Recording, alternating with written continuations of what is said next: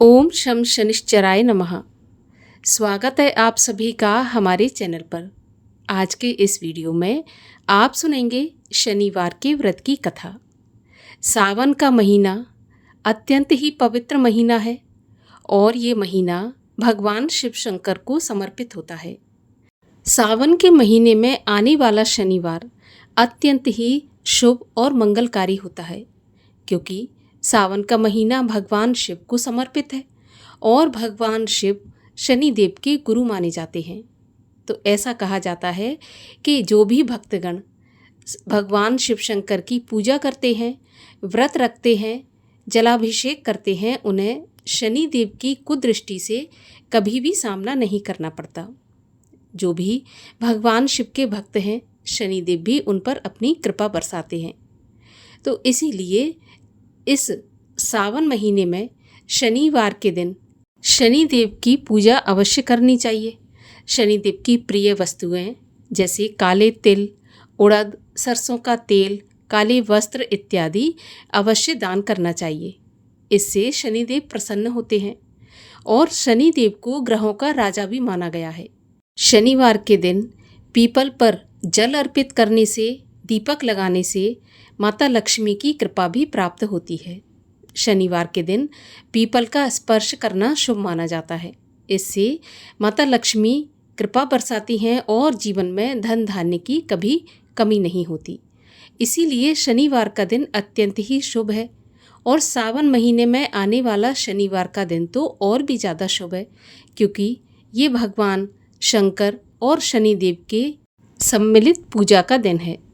तो इस दिन अगर व्रत नहीं भी रख सकते तो भी कथा अवश्य सुननी चाहिए। कथा सुनने से भी उतना ही पुण्यफल प्राप्त होता है जितना व्रत धारण करने से होता है।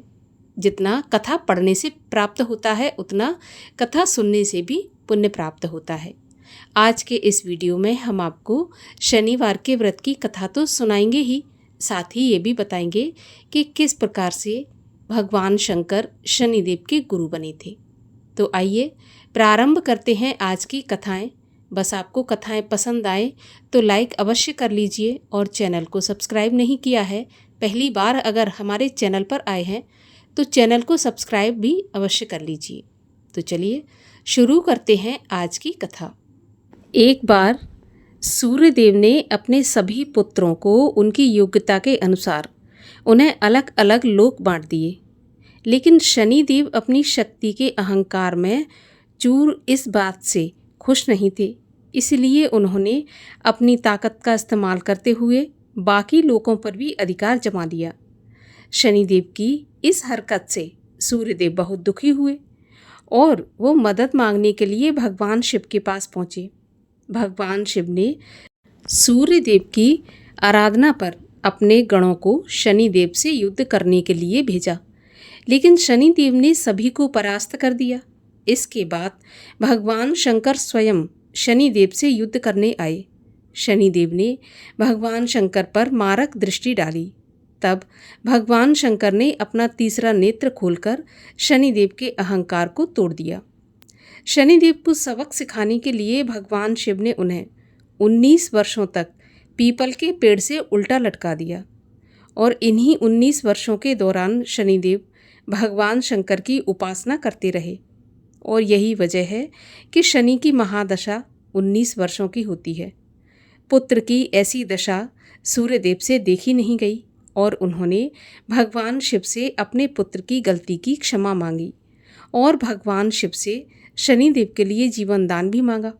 इसके बाद भगवान शिव ने शनिदेव को मुक्त कर दिया और भगवान शिव ने शनिदेव को उनकी शक्तियों का प्रयोग न्याय संगत तरीके से करने का आशीर्वाद दिया।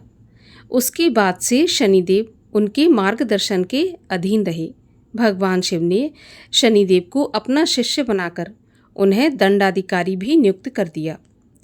ऐसी मान्यता है कि शनि दोष से मुक्ति पाने के लिए भगवान शिव की पूजा की जाती है, क्योंकि शनिदेव न केवल भगवान शिव के प्रति बहुत आदर रखते हैं बल्कि उनसे डरते भी हैं। ऐसा माना जाता है कि भगवान शिव की पूजा से शनिदेव का क्रोध शांत होता है और व्यक्ति को शनि दोष में राहत भी मिलती है। इसीलिए शनिदेव के साथ साथ भगवान शिव और हनुमान जी की आराधना भी करना उत्तम माना जाता है।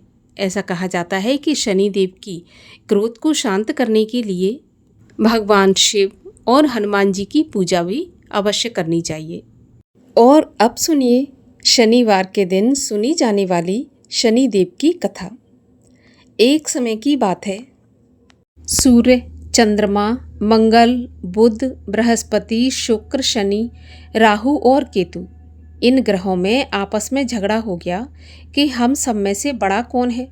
सब अपने आप को बड़ा कहते थे।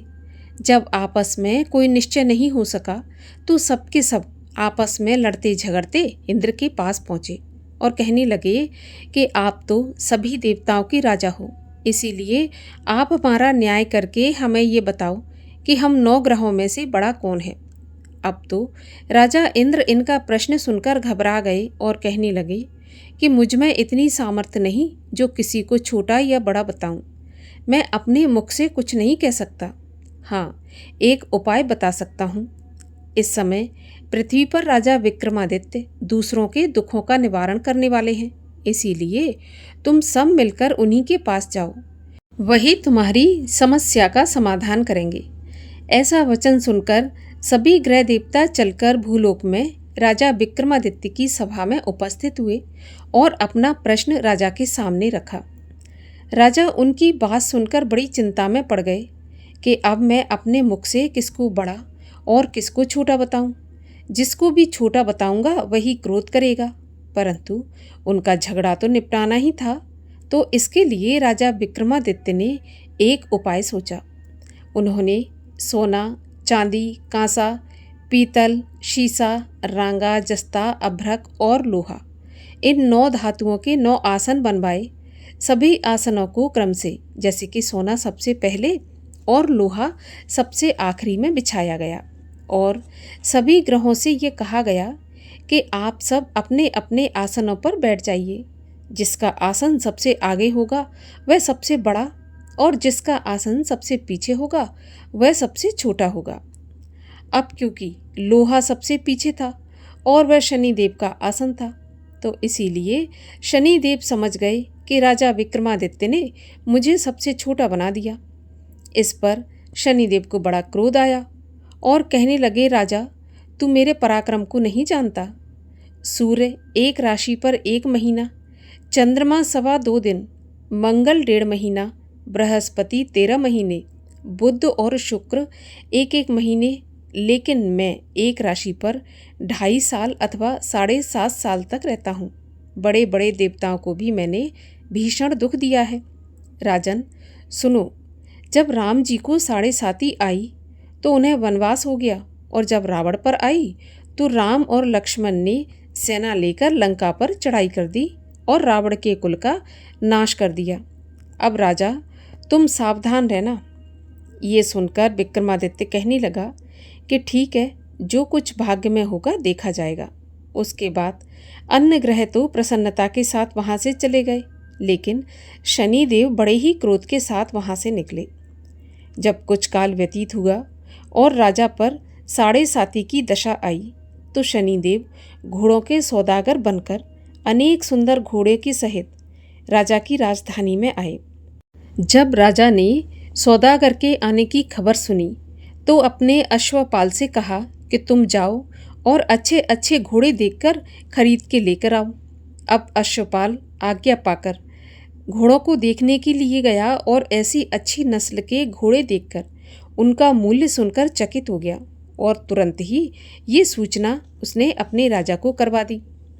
जब राजा विक्रमादित्य ने उन घोड़ों को देखा तो उनको देखकर एक अच्छा सा घोड़ा चुनकर सवारी के लिए चढ़ा। राजा घोड़े की पीठ पर जैसे ही चढ़ा वह घोड़ा जोर से भागा और घोड़ा बहुत दूर एक बड़े जंगल में जाकर वहाँ पर राजा को छोड़कर गायब हो गया। इसके बाद अब राजा अकेला जंगल में भटकता फिरता रहा। बहुत देर के पश्चात राजा ने भूख और प्यास से दुखी होकर भटकते भटकते एक ग्वाले को देखा। ग्वाले ने राजा को प्यास से व्याकुल देखा और उसे पानी पिलाया। राजा की उंगली में एक अंगूठी थी, सो राजा ने उसे निकालकर प्रसन्नता के साथ ग्वाले को दे दी और शहर की ओर चल दिया। राजा शहर में पहुंचकर एक सेठ की दुकान पर जाकर बैठ गया और अपने आप को उज्जैन का रहने वाला और अपना नाम बीका बताया। सेठ ने उसको कुलीन मनुष्य समझकर जल आदि पिलाया। भाग्यवश उस दिन सेठ की दुकान पर बिक्री बहुत अच्छी हो गई। तब सेठ उसको भाग्यवान पुरुष समझकर भोजन कराने के लिए अपने साथ घर ले गया। भोजन कराते समय राजा ने आश्चर्य की एक बात देखी कि एक खूंटी पर हार लटक रहा है और वह खूंटी उस हार को निगल रही है। भोजन के पश्चात कमरे में आने पर जब सेठ को कमरे में हार नहीं मिला तो सबने यही सोचा कि बीका के सिवा यहाँ कोई आया तो है नहीं, तो हार इसी ने चुराया होगा। लेकिन जब बीका से इस बारे में पूछा गया तो उसने स्पष्ट मना कर दिया कि उसने कोई हार नहीं चुराया। लेकिन इसकी बात किसी ने नहीं मानी और शहर के सिपाहियों को सूचना कर दी और सिपाही आए और उसको पकड़कर ले गए और राजा के सामने उपस्थित कर दिया और बोले, महाराज, ये आदमी शक्ल से तो भला मालूम होता है चोर नहीं लगता, लेकिन सेठ का ऐसा कहना है कि इसके सिवा कमरे में कोई और नहीं आया, तो इसी ने हार चोरी किया है। तब राजा ने आज्ञा दी कि इसके हाथ पैर कटवाकर इसको चौरंगिया किया जाए। राजा की आज्ञा का तुरंत पालन किया गया और बीका के हाथ पैर काट दिए गए। इस प्रकार कुछ काल व्यतीत होने पर एक तेली उसको अपने घर ले गया और उसको कोल्हू पर बिठा दिया। अब तो बीका उस कोल्हू पर बैठा हुआ अपने मुख से बैल को हाँकता रहता। धीरे धीरे करके समय व्यतीत हुआ और शनि की दशा भी समाप्त हो गई। एक रात को वर्षा ऋतु के समय वह मल्हार राग गाने लगा। उसका गाना सुनकर उस शहर की राजकन्या उस राग पर मोहित हो गई और दासी से बोली, दासी, देखकर आओ ये राग कौन गा रहा है। तब दासी सारे शहर में फिरती फिरती क्या देखती है कि तेली के घर में एक चौरंगिया ये राग गा रहा है। दासी ने महल में आकर राजकुमारी को सारा वृत्तांत सुना दिया। बस उसी क्षण राजकुमारी ने अपने मन में ये प्रण कर लिया कि अब चाहे कुछ भी हो जाए, विवाह तो इसी चौरंगिया से करूँगी। अब सुबह हुई और जब सुबह दासी ने राजकुमारी को जगाया तो राजकुमारी जगी नहीं और अनशन व्रत लेकर पड़ी रही। तब दासी ने रानी के पास जाकर राजकुमारी के ना उठने का सारा वृत्तांत कहा। तो रानी ने तुरंत ही वहां आकर राजकुमारी को जगाया और उसके दुख का कारण पूछा। तो राजकुमारी ने कहा, माँ, मैंने ये प्रण कर लिया है कि यहाँ तेली के घर में जो चौरंगिया है उसी के साथ विवाह करूँगी। तब माता बोली, पगली, ये कैसी बात कर रही हो? तेरा विवाह तो किसी देश के राजा के साथ किया जाएगा। लेकिन कन्या कहने लगी, माताजी, मैं अपना प्रण नहीं छोड़ूंगी। माता ने चिंतित होकर ये बात राजा को बताई।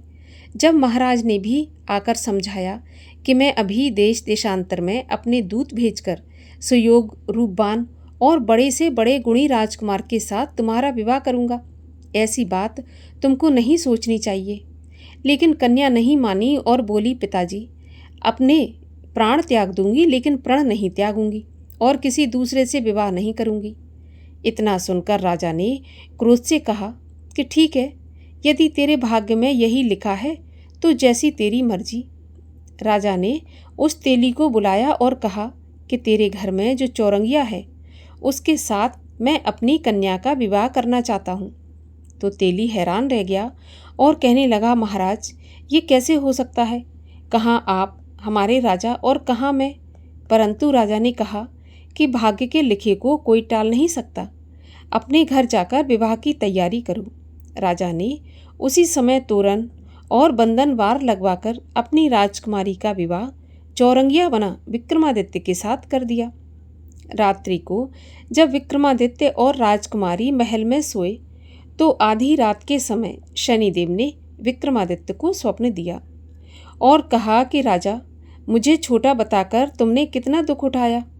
तब राजा ने शनिदेव से क्षमा मांगी और शनिदेव ने प्रसन्न होकर राजा को क्षमा भी कर दिया और उसके हाथ पैर वापस लौटा दिए। तब राजा ने कहा, हे शनिदेव, मेरी आपसे एक प्रार्थना है, कृपा करके आप स्वीकार करें। जैसा दुख आपने मुझे दिया ऐसा और किसी को मत देना। तब शनिदेव बोले कि तुम्हारी प्रार्थना स्वीकार है। जो मनुष्य मेरी कथा सुनेगा या कहेगा उसको मेरी दशा में कभी किसी प्रकार का दुख नहीं होगा, और जो नित्य ही मेरा ध्यान करेगा या चींटियों को आटा डालेगा उसके सभी मनोरथ पूर्ण होंगे। इतना कहकर शनिदेव अपने धाम को चले गए। राजकुमारी की आंख खुली और उसने राजा के हाथ पांव सही सलामत देखे तो उसके आश्चर्य का ठिकाना नहीं रहा। उसको देखकर राजा ने अपना सारा हाल कहा और बताया कि मैं उज्जैन का राजा विक्रमादित्य हूँ। ये बात सुनकर राजकुमारी अत्यंत प्रसन्न हुई। प्रातःकाल राजकुमारी से उसकी सखियों ने पूछा तो उसने अपने पति का सारा वृत्तांत कह सुनाया। तब सबने प्रसन्नता प्रकट की और कहा कि ईश्वर ने आपकी मनोकामना पूर्ण कर दी।